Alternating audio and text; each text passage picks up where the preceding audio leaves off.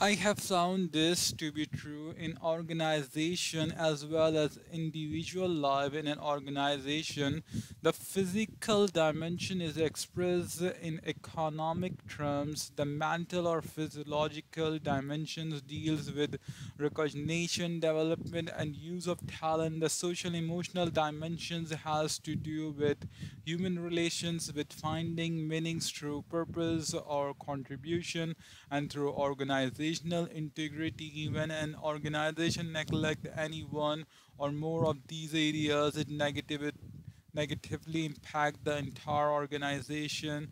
The creative energies that could result in tremendous positive energy synergy are instant used to fight against the organization and become restraining forces to growth and productivity. I have found organizations whose only trust is economic to make money. They usually don't publicize that purpose. They sometimes even publicize something else, but in their hearts there is only desire is to make money. Whenever I find this, I also find a great deals of negative synergy in the culture, generating such things as interdependental rivalries, defensive and protective communication, politicking, and masterminding. We can effectively thrive without making money, but that's not sufficient reason for organizational existence. We can't live without eating, but we don't live to eat. At the outer at the other end of the spectrum, I've seen organizations that focus almost exclusively on the social emotional dimensions. They are, in a sense, some kind of social experiment, and they have no economic criteria to their value system. They have no measure or gauge of their effectiveness, and as a result they lose all kind of efficiencies and eventually their viability in the marketplace. I have found many organizations that develop as many as three of the dimension. They may have a good service criteria, good economic criteria, and good human relations criteria, but they are not really committed to identifying, developing, utilizing, and recognizing the talent of people. And if these psychological forces are missing, the style will be benevolent autocracy, and resulting culture will reflect different forms of collective resistance, adver- adversarialism, excessive turnover, and other deep chronic cultural problems. Organizational as well as individual effectiveness require development and renewal of all four dimensions in a wise and balanced way. Any dimensions that is neglected will create negative force field resistance that pushes against effectiveness and growth. Organizational and individuals that give recognition to each of these four dimensions in their mission statement provided a powerful framework for balanced renewal. This process of continuous improvement in the hallmark of the total quality movement and a key to Japan economic ascendancy. Synergy is renewal. Balanced renewal is optimally synergetic. The things you do to sharpen the saw in any one dimension have positive impact in other dimension because they are so highly interrelated. Your physical health affects your mental health, your spiritual strength affects your social emotional strength. As you improve in one dimension, you increase your ability in other dimension as well. The seven habits of highly effective people create the optimal synergy among these dimension. Renewal in any dimension increase your ability to live at least one of the seven habits, and although the habits are sequential, improvement in one habit synergetically increase your ability to live the rest.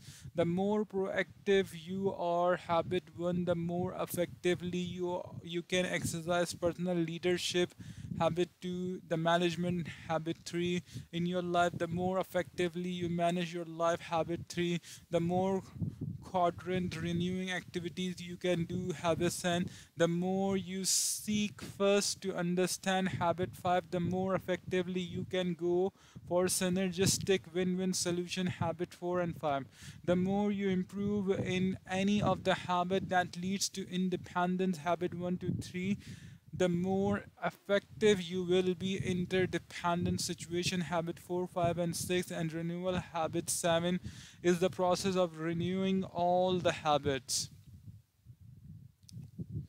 As you renew your physical dimensions, you reinforce your personal visions. Habit 1, the paradigm of your own self-awareness and free will of proactivity, of knowing that you are free to act instead of being acted upon, to choose your own response to any stimulus. This is probably the greatest benefit of physical exercise. Each daily private victory makes a deposit in your personal intrinsic security account. As you renew your spiritual dimensions, you reinforce your personal leadership. Habit 2, you increase your ability to live out of your imagination and conscience instead of only your memory, to deeply understand your innermost paradigms and value, to create within yourself a center of correct principles, to define your own unique missions in life, to recreate yourself, to live your life in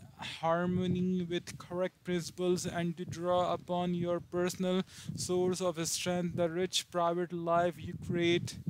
And inspirational renewal makes tremendous deposit in your personal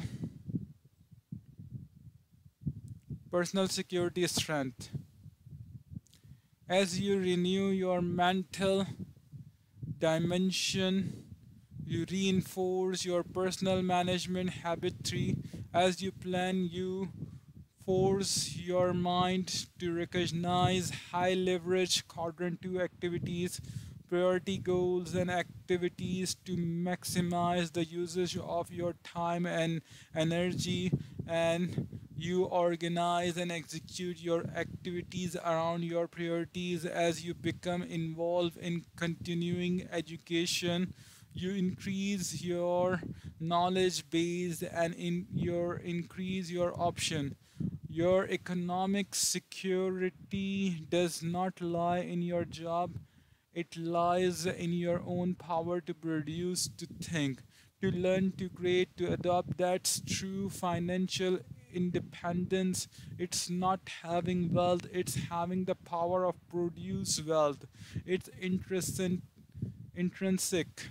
The daily private victory, a minimum of 1 hour a day in renewal of the physical, spiritual, and mental dimension, is the key to the development of the 7 habits, and is complete within your circle of influence. It is quadrant 2 focus time necessary to integrate these habits into your life to become principle centered. It is also the foundation for the daily public victory. It is a source of intrinsic security. You need to sharpen the saw in the social emotional dimension. It gives you the personal strength to focus on your circle of influence in interdependent situation, to look to other through the abundance mentality paradigm, to genuinely value their difference and to be happy for their success. It gives you the foundation to work for genuinely understanding and for synergistic win-win solution, to practice habit 4, 5 and 6 in an interdependent reality. The upward spiral. Renewal is the principles and the process that empower us to move on an upward spiral of growth and change, of continuous improvement, to make meaningful and consistent progress along that spiral. We need to consider one other aspect of renewal as it applies to the unique human endowment that directs this upward movement are conscience. In the words of Madame de Stael, the voice of conscience is so delicate that it is easy to stifle it, but it also so clear that it is impossible to mistake it.